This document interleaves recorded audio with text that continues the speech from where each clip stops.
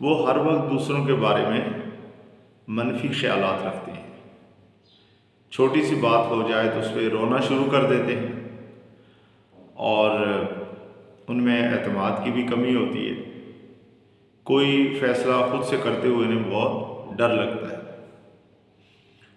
और अगर उनके साथ कोई सिंसियर हो भी तो भी कुछ अरसे के बाद उस पर शक करना शुरू कर देते हैं।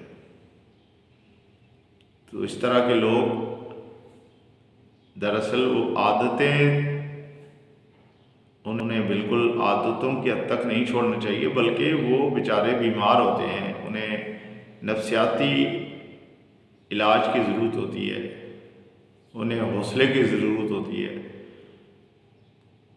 उनका हौसला बढ़ाना, उनकी जो भी परेशानियां हैं उसमें दिलचस्पी लेना, ये हम सब का अखलाकी फ़र्ज़ बनता है। ऐसे लोगों के साथ जो भी हालात पैदा होते हैं वो एक दिन में नहीं होते, इसकी एक हिस्ट्री होती है। बाद दफ़ा उनके काफ़ी अरसा पहले उनकी ज़िंदगी में इस तरह के कोई वाक़यात हो जाते हैं जिससे उनके जज्बात बहुत ज़्यादा दबते हैं। मसलन कुछ ख़वातीन इस तरह की देखने में आती हैं कि वो ये जो बातें मैंने की हैं अभी, ये सारी उनमें पाई जाती हैं, मर्दों से ज़्यादा ख़वातीन, क्योंकि वो बहुत जज्बाती होती हैं। और इसके पस पर्दा हो सकता है कि कहीं उनकी मंगनी टूट गई हो, जहाँ वो शादी करना चाह रही थी वहाँ नहीं हो सकी किसी वजह से, तो उनको एक बहुत गहरी ठेस या सदमा पहुँचा हो, ये वजह हो सकती है।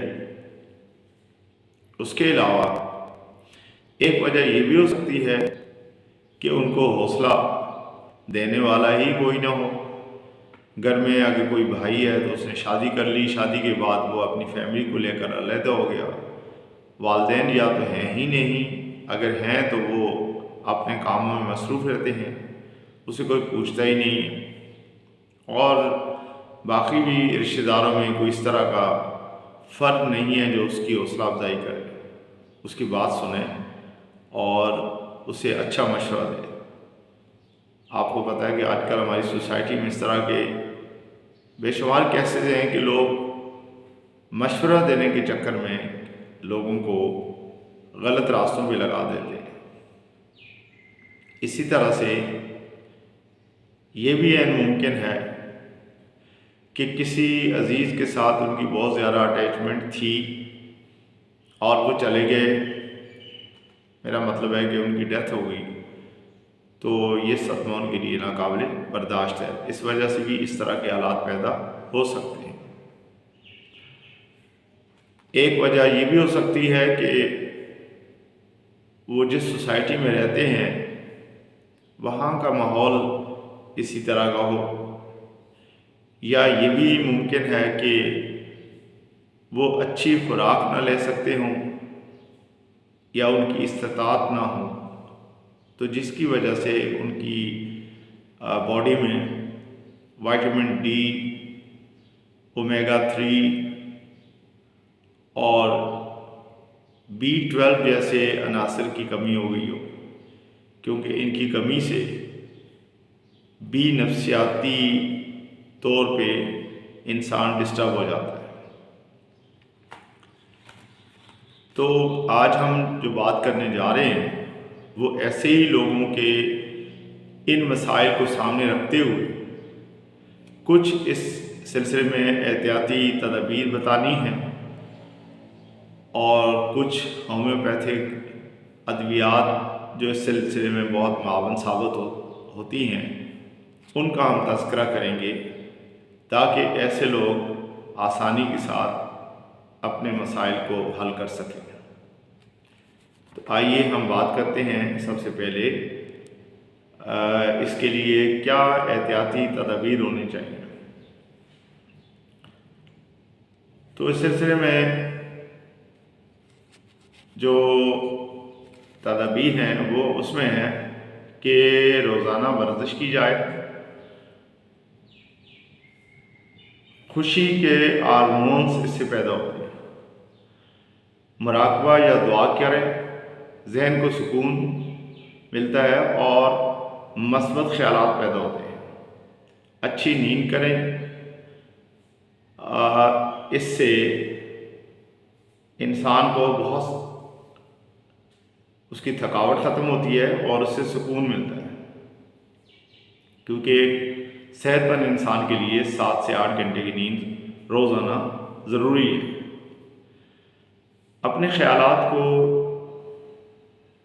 यकजा करने के लिए या अपने वक्त को मस्बत अंदाज से गुजारने के लिए ज़रूरी है कि इंसान अपनी मसरूफियात में इजाफ़ा करे, और उसकी सबसे बेहतरीन मसरूफियात में एक मसरूफियत ये है कि वो डायरी लिखना शुरू करे।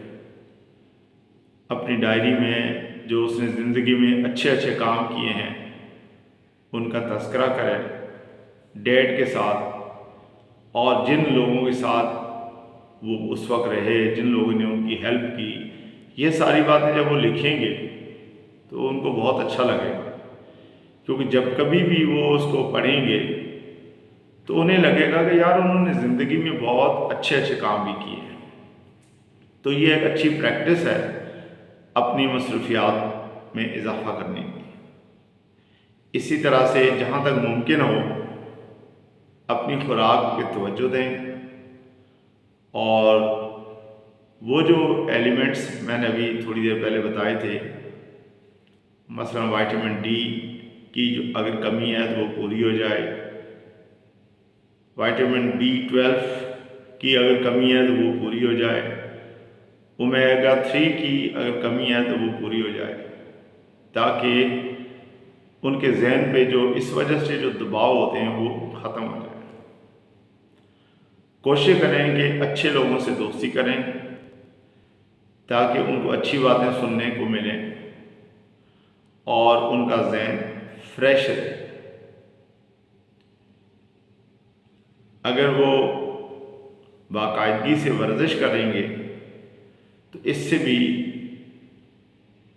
उनके अंदर अच्छी तब्दीलियाँ रूनुमा होंगी और उनका जहन पॉजिटिव हो जाएगा।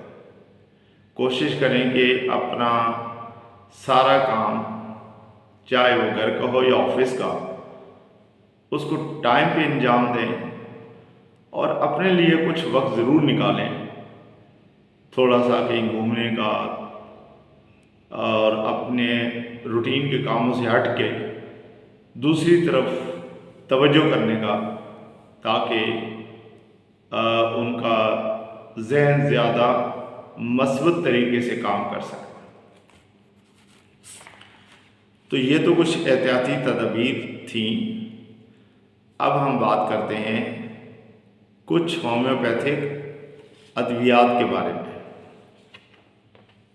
आपको पता है कि हमारी होम्योपैथिक अद्वियात इलाज बिल मिस्र का काम करती हैं, और जिस तरह की इलामात सामने आती हैं, अगर वो दवाएं उन इलामात से मैच करके खाई जाएं तो बहुत जल्द वो प्रॉब्लम ख़त्म हो जाता है। मसलन हमारी एक दवा है जिसका नाम है इग्निशिया अमारा।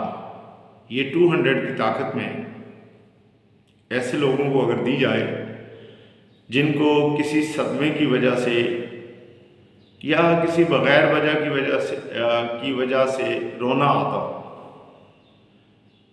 और जज्बात को छुपाना चाहें, लेकिन उनके छुपने से भी उनको रोना आता हो, तो उनको चाहिए कि वो खुद मेरी ये वीडियो देखें अगर, तो भी इस दवा के कोशिश करें कि 5 कतरे हफ्ते में 1 या 2 दफ़ा ज़रूर इस्तेमाल करें, और कुछ ही अरसे में अगर वो इस प्रैक्टिस को जारी रखेंगे तो इंशाअल्लाह उनका ये मसला हल हो जाएगा। कुछ ऐसे लोग हैं जो खामोश रहते हैं, खामोशी से गम को सहते रहते हैं, हमदर्दी पसंद नहीं करते, तन्हाई में उनको अच्छा लगता है, तो ऐसे लोगों को चाहिए कि वो अपने इस मसले को ख़त्म करने के लिए हमारी होम्योपैथिक की एक दवा है जिसे कहते हैं नेट्रम मेयो, ये 200 में हफ्ते में 1-2 खुराक ले लिया करें तो उनको फ़ायदा होगा। टीला, ये दवा 200 में हफ्ते में 1-2 खुराकें अगर ले ली जाएं तो इससे उनको बहुत फ़ायदा होगा। और इसी तरह से एक और दवा है जिसे कहते हैं सीपिया, ये भी 200 में इस्तेमाल की जा सकती है।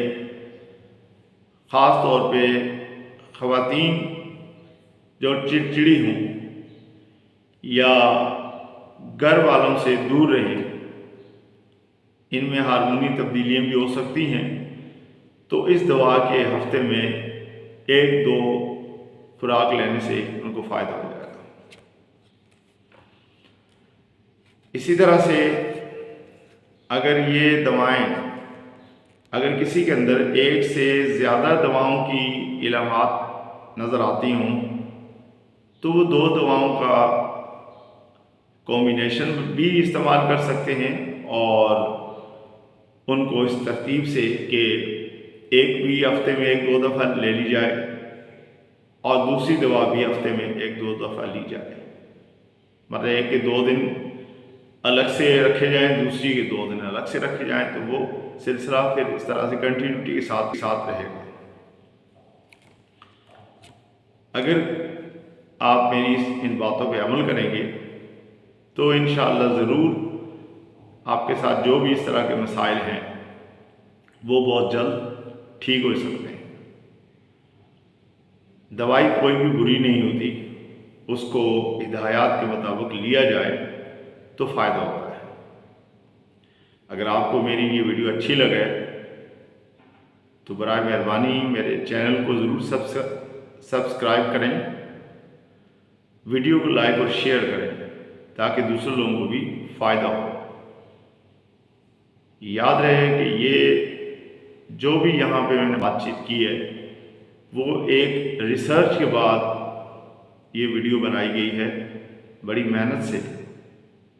तो अगर किसी का मसला थोड़े से पैसों से हल हो सकता है तो ये एक सवाब का काम भी है। मुझे उम्मीद है कि आप को ये बातें ज़रूर पसंद आएंगी। इंशाअल्लाह हाज़िर होते हैं फिर किसी नई वीडियो में। अल्लाह हाफ़िज़।